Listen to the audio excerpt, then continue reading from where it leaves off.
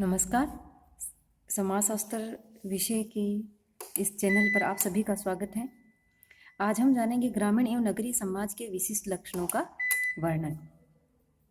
समाजशास्त्रीय दृष्टिकोण से किसी भी समाज, चाहे आदिम समाज हो, ग्रामीण, नगरीय या महानगरीय समाज को समझना है तो हमें उस समाज के सामाजिक संगठन यानी कि उसकी संरचना व कार्यों और सामाजिक व्यवस्था आदि के उसके विशिष्ट लक्षणों का हमें अध्ययन करना होगा।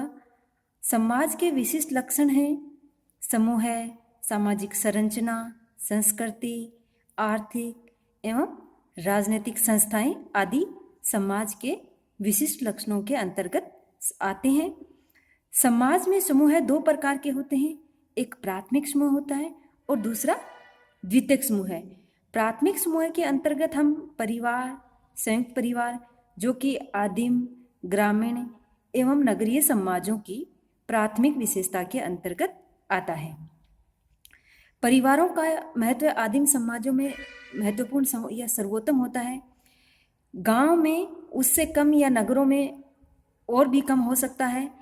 सभी की आवश्यकताओं की पूर्ति को व्यवस्थित करने के लिए समाज को खंडात्मक विभाजन एवं स्तरीकरण पाया जाता है, जैसे समाज में जाति व्यवस्था, वर्ण व्यवस्था आदि।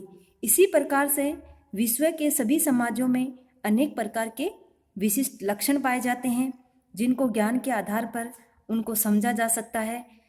तो इसी क्रम में भारत के ग्रामीण एवं नगरीय समाज के विशिष्ट लक्षणों के अंतर्गत हम जाति व्यवस्था, परिवार, अनुष्ठानिक संरचनाएं, महिलाएं, व्यवसाय, श्रमिक बाजार, प्रौद्योगिकी आदि सभी को इसके अंतर्गत हम शामिल करते हैं। जाति यानी कि कास्ट। सभी ग्रामीण और नगरीय समाजों में सामाजिक स्तरीकरण की व्यवस्था पाई जाती है, जिसमें व्यक्तियों के पदों और कार्यों का निर्धारण किया जाता है। भारतीय गांवों एवं नगरों में जाति व्यवस्था भी सामाजिक स्तरीकरण की एक व्यवस्था है, जिसके अंतर्गत प्रत्येक व्यक्ति की सामाजिक स्थिति उसके जन्म के द्वारा निर्धारित होती है। इस व्यवस्था को बंद स्तरीकरण कहा जाता है। बंद स्तरीकरण के रूप में सामाजिक संरचना ग्रामीण और नगरीय समाज का प्रमुख आधार कहा जा सकता है, जो उनके सामाजिक, आर्थिक, राजनीतिक और सांस्कृतिक जीवन को अनेक प्रकार से प्रभावित करती है।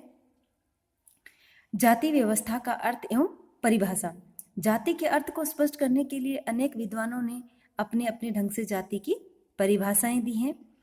जाति का शाब्दिक अर्थ है, जाति शब्द अंग्रेजी के कास्ट का हिंदी रूपांतरण है, जो पुर्तगाली भाषा के शब्द कास्ट से उत्पन्न हुआ है, जिसका अर्थ है संस्कृत की जन धातु से जाति शब्द की उत्पत्ति होती है, जिसका अर्थ जन्म से अर्थात उत्पत्ति है, यानी कि जन्म के अनुसार अस्तित्व के रूप को ही जाति कहा जाता है। जाति जन्म या वंशानुक्रमण पर आधारित होती है। प्रसिद्ध विद्वान कुले का कथन है कि जब एक वर्ग पूर्णतया वंशानुक्रम पर आधारित होता है तो उसे जाति कहा जाता है।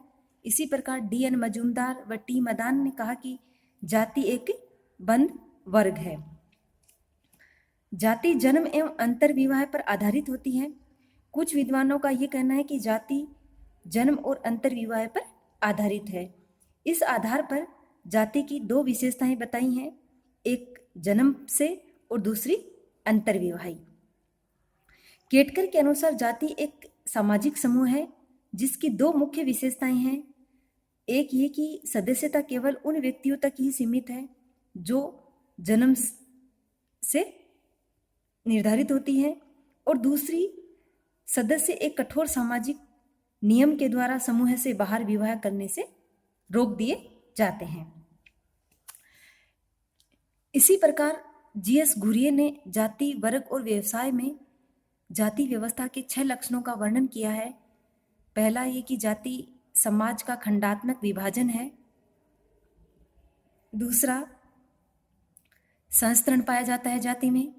तीसरा, जाति में खान पान एवं सामाजिक सेवा संबंधी प्रतिबंध पाए जाते हैं। चौथा, विभिन्न जातियों की नागरिक एवं धार्मिक निर्योग्यताएं तथा विशेषाधिकार होते हैं। पांचवी विशेषता, जातियों को व्यवसाय की स्वतंत्रता व चुनाव का अभाव पाया जाता है। और छठी विशेषता इन्होंने बताई है विवाह पर प्रतिबंध। अब हम जानेंगे जाति की विशेषताएं। घुरिये के अनुसार जाति की प्रथम विशेषता समाज का खंडात्मक विभाजन, segmental division of society. Ghurye ने कहा कि जाति व्यवस्था की ये प्रथम विशेषता है कि हिंदू समाज को जो अनेक खंडों में विभाजित करना बताया है। प्रत्येक खंड एक जाति अथवा उपजाति कहलाता है। प्रत्येक खंड में सदस्यों की सामाजिक स्थिति, उनके उत्तरदायित्व और कार्य जाति के द्वारा पूर्व निश्चित किए जाते हैं। एक जाति के सदस्य अपनी जाति के प्रति उत्तरदायी होते हैं। खंडात्मक विभाजन से तात्पर्य छोटे छोटे अनेक जातीय समूहों में विभाजन है, जिन्हें जाति पंचायत कहा जाता है। फिर आता है संस्तरण यानी कि हायरार्की। ग्रामीण और नगरीय समाज में अनेक जातियां हैं, परंतु कई जातियां दो जातियों की परिस्थिति समाज में समान नहीं होती है। समाज विभिन्न खंडों, जातियों, वर्णों और वर्गों में विभाजित उच्चता व निम्नता के आधार पर विभाजित होता है और इसे संस्तरण कहा जाता है।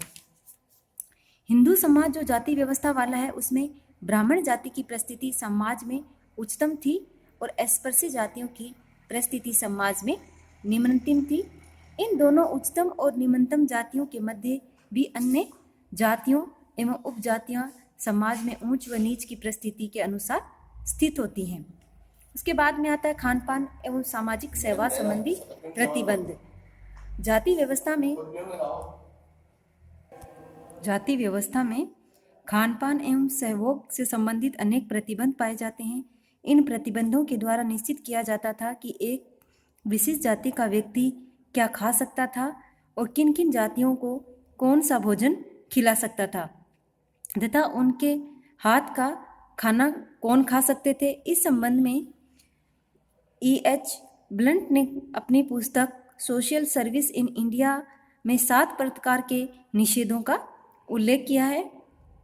पंक्ति निषेध, दूसरा पाक निषेध, तीसरा भोजन निषेध, चौथा खाद्य निषेध, पांचवा खाद्य निषेध, जाति क्या खाए क्या नहीं खाए, किसके हाथ का पानी पीना चाहिए और किसके हाथ का पानी नहीं पीना चाहिए, हुक्का पानी निषेध यानी किसका हुक्का पानी पीना चाहिए और किसके साथ बैठकर पीना चाहिए, पात्र निषेध, खाने पीने या भोजन पकाने के लिए किस प्रकार के बर्तनों का व्यवहार में लाना चाहिए। आज ये प्रतिबंध नगरों में प्राय लगभग समाप्त हो गए हैं तथा गांवों में इनका कुछ रूप हमें देखने को मिलता है। इसके बाद आता है सामाजिक समागम संबंध का प्रतिबंध। मध्यकाल में जातियों में परस्पर सामाजिक संपर्क, व्यवहार, समीपता अर्थात सामाजिक समागम से संबंधित अनेक चौंका देने वाले निषेध देखे जा सकते थे। घुरिये ने लिखा कि पवित्रता और अपवित्रता व छुआछूत आदि विचार उत्तर भारत की तुलना में दक्षिण भारत में अधिक पाए जाते हैं। दक्षिण भारत में ये मान्यता थी कि अगर अछूत की छाया उच्च जाति के व्यक्ति पर पड़ जाती है तो वह अपवित्र हो जाता है। फिर आता है निम्न विभिन्न जातियों की नागरिकता व धार्मिक असमर्था के विशेषाधिकार। इसके बाद में आता है व्यवसाय का प्रतिबंध। विवाह संबंधी प्रतिबंध जाति व्यवस्था की एक विशेषता है कि विवाह की प्रमुख विशेषता है, जिसका अर्थ है कि जाति के सदस्य अपनी ही जाति में विवाह संबंध स्थापित करेंगे। इसके बाद में आता है प्रदत्त सदस्यता। जाति की सदस्यता प्रदत्त होती है अर्थात जो जिस जाति में जन्म लेता है जीवन पर्यंत वह व्यक्ति उसी जाति का सदस्य बना रहता है। जाति व्यवस्था में व्यक्ति अपनी सदस्यता व्यक्तिगत गुणों, शिक्षा, बुद्धिमत्ता, कार्यकुशलता, व्यवसाय, ईमानदारी या धर्म आदि के द्वारा परिवर्तित नहीं कर सकता। धन्यवाद।